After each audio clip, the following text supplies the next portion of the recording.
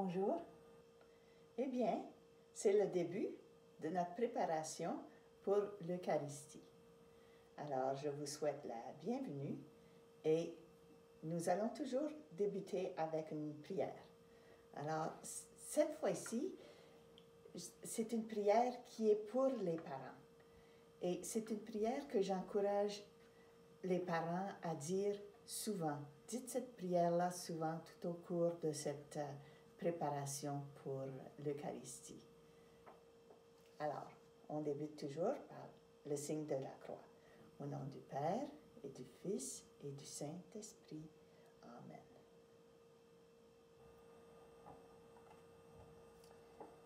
Jésus, me voici devant toi, alors que je prépare mon enfant à connaître ton Eucharistie. La façon dont tu es présent dans le partage de ton corps et de ton sang est pour moi un mystère. Mais je crois en ta présence et je veux que tu fasses en sorte que mon enfant que j'accompagne y croit aussi. Ouvre mon esprit et mon cœur à ta présence, que je me souvienne de tes paroles et de tes gestes, et guide-moi au moment où je veux en témoigner. Amen. Au nom du Père et du Fils et du Saint-Esprit. Amen. Quand le cierge est allumé, ça indique, c'est un symbole, c'est un signe que Jésus est présent avec nous. Et quand on se rassemble, on est plus qu'une personne ensemble pour parler de Jésus. Jésus est avec nous. Alors, je vous souhaite la bienvenue à cette démarche de préparation. Nous allons débuter à la page 6. Alors, dans votre cahier, tournez à la page 6. Pendant que vous êtes en train de trouver cette page, j'aimerais vous rappeler, les enfants, que c'est Dieu qui nous invite à se préparer à la première communion.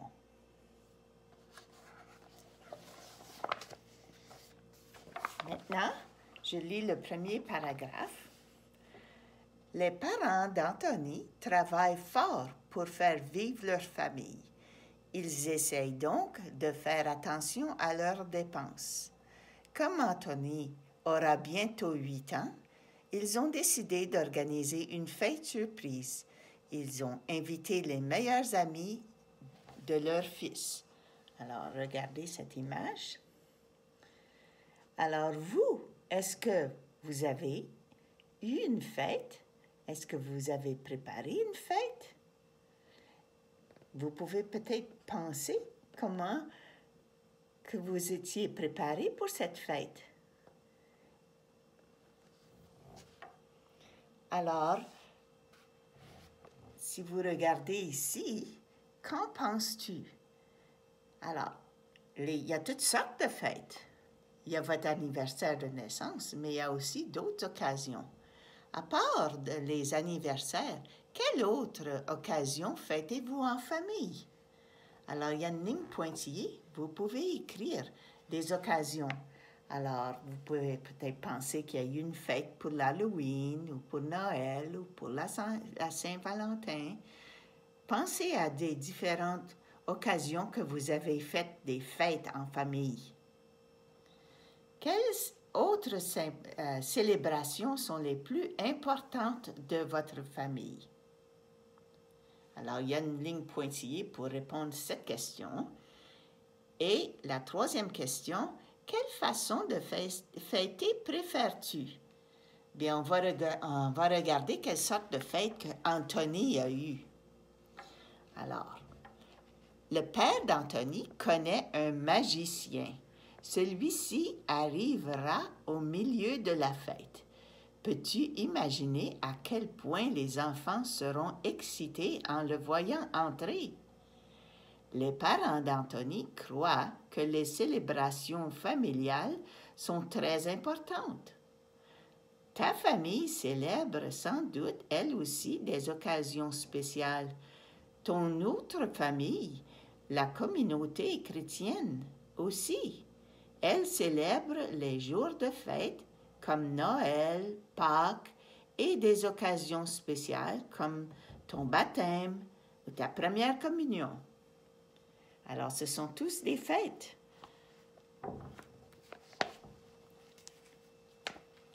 Alors, je vous invite de prendre quelques moments, arrêter la vidéo 2 minutes et discuter ensemble au sujet des fêtes, les genres de fêtes que vous aimez et comment vous allez préparer ces fêtes. Alors, on prépare notre cœur pour une fête. Alors, c'est parce qu'on a des fêtes parce qu'on veut se rappeler des moments importants dans notre vie, tels que, par exemple, notre naissance, notre baptême. Et il y aura sûrement une fête pour votre première communion. Alors, discutez. Alors, quelle est la fête qu'on essaie de se souvenir dans l'histoire de Jésus, la vie de Jésus? Alors, on voit comme titre à la page 7, « Un jour inoubliable ». Après la mort de Jésus sur la croix, Pierre, André et tous les autres disciples se sont rassemblés. Ils étaient très tristes. Jésus leur avait enseigné la loi de l'amour de Dieu et il leur avait appris comment la vivre. Alors, si on regarde la première image ici, dans l'histoire de Jésus, lorsque Jésus est mort sur la croix, comment est-ce que les disciples ont réagi à la mort de Jésus? Alors, il y en a un qui a dit, « C'est effrayant, tout simplement terrible. Qu'allons-nous faire sans Jésus, notre Maître? » Alors, il y avait une grande inquiétude là. Soudain, des femmes sont entrées en courant dans la pièce où ils se trouvaient. Très tôt le matin, ce matin-là, avant même le lever du soleil, elles s'étaient rendues au tombeau où Jésus était enseveli. Elles avaient une nouvelle incroyable à annoncer à Pierre et André et aux autres disciples. Le tombeau était vide. Alors, regardez l'image ici. On voit ici les femmes qui viennent annoncer la grande nouvelle à leurs amis, les disciples. Le tombeau ouvert, le corps de Jésus est disparu. Quoi? Il faut le voir par nous-mêmes. Alors, c'était tellement une grande surprise qu'ils ne pouvaient même pas le croire. Alors, ils ont couru au tombeau pour voir. Mais où est Jésus? Le tombeau est vide. Les disciples se sont alors rappelés de la parole de Jésus. « Je me relèverai le troisième jour. » Ils étaient si heureux. Jésus était ressuscité, exactement comme il l'avait dit. Alors, qu'est-ce qu'il avait dit? Répétez après moi. « Je me relèverai le troisième jour. » Dites-le encore. « Je me relèverai le troisième jour. » Qu'est-ce que Jésus a dit?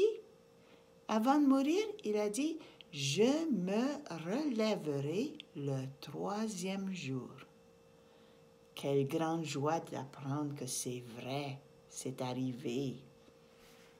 Imagine-toi à la place de Pierre. Quand Jésus est mort sur la croix, Pierre était triste, mais là, il était rempli de joie. Te souviens-tu d'une occasion où tu étais si heureux ou heureuse que tu ne pouvais à peine en parler?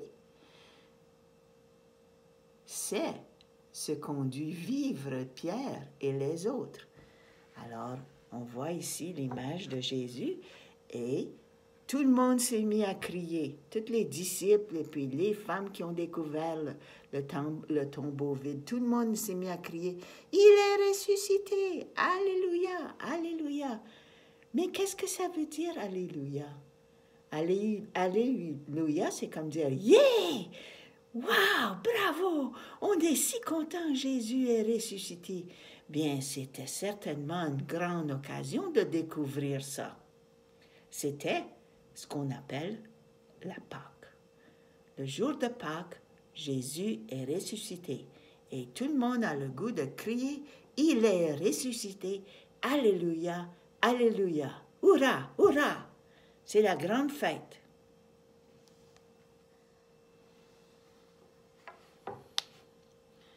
De la liturgie, on peut apprendre de la prière eucharistique de l'Assemblée des enfants. Père, toi qui nous aimes tant, tu nous invites à la table. Répétez après moi. Père, toi qui nous aimes tant, tu nous invites à la table. Alors c'est ça, quand on va à la messe, on répond à l'invitation de Dieu le Père qui nous invite. Il nous aime tant. C'est lui qui nous invite. Alors nous marchons avec Jésus. Et l'invitation, c'est pour un jour se rappeler du jour inoubliable de la résurrection de Jésus. Maintenant, tournons à la page 8.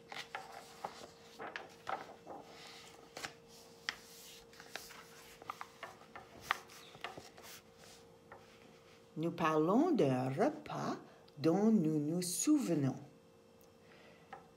Une nouvelle vie remplie d'espérance commença alors pour les amis de Jésus. Jésus était mort sur la croix, mais Dieu, son Père, l'avait ressuscité à une vie nouvelle. Ses disciples discutaient souvent de tout ce que Jésus leur avait dit et ce qu'il avait fait. Ils se souvenaient de son dernier repas avec eux et des dernières paroles qu'il avait dites. Qu'est-ce qu'il avait dit? Regardons au dernier repas. Ce dernier repas, on appelle ce dernier repas la Cène. Alors, qu'est-ce que Jésus avait dit au temps de la Cène? Prenez et mangez-en tous, ceci est mon corps, livré pour vous. Ensuite, il a dit, prenez et buvez-en tous, ceci est la coupe de mon sang. Alors, il y avait du pain et il y avait du vin. Alors, il a fait boire et partager à tous ses amis, qu'on appelle les disciples, du pain pour manger et du vin pour boire. Jésus les a changés en son corps. Imagine que si toi tu étais à cette scène, alors tu te dessines dans cette scène. Imagine à la table de ce dernier repas avec Jésus et ses amis. Dessine-toi dans l'illustration ci-dessous. Qu'aurais-tu dit à Jésus à propos de ces paroles mystérieuses? À ton avis, qu'est-ce qu'il voulait dire? Alors, Jésus te dit, prenez et buvez, prenez et mangez. Qu'est-ce que toi tu aurais répondu? Tu l'écris sur les lignes pointillées. Prends un peu de temps pour écrire ta réponse. Mais avant, parle-en avec tes parents. Tu as un parent avec toi? Qu'est-ce que tes parents auraient dit?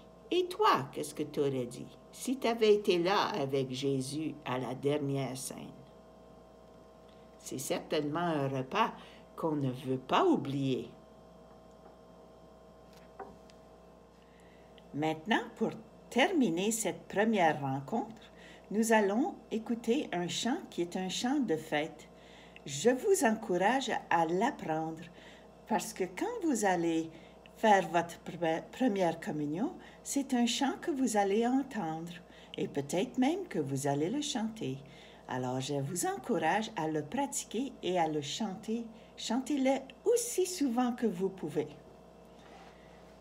Alors, c'est intitulé « Je rencontre Jésus » et c'est Noël Colombier, Isabelle Marie Johanna et David Emmanuel qui chantent. C'est des chansons pour les enfants.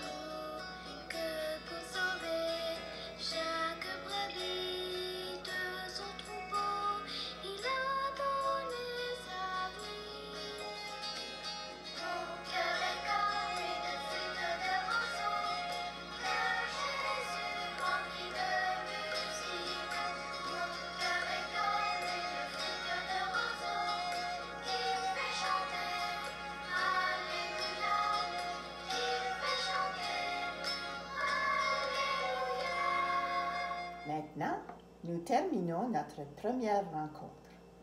Mais tout au cours de la semaine, vous allez continuer un devoir. Alors, ce que vous allez faire, vous allez prendre votre Bible et vous allez tourner à la page, attendez un peu que je la trouve. Vous allez tourner à la, j'ai un marqueur ici. Vous allez prendre la page 96 et vous allez lire dans la Bible jusqu'à la page 99. Ensuite, vous allez tourner à la page 106 et vous allez lire pages 106 et 107. Alors, ce sont des histoires qui viennent de l'Ancien Testament. C'est bon de commencer par ces vieilles histoires pour comprendre ce qui s'est passé avant la naissance de Jésus. Alors, bonne lecture, bonne chance, bon courage. N'oubliez pas de pratiquer votre chanson et les parents, vous pouvez réciter la prière.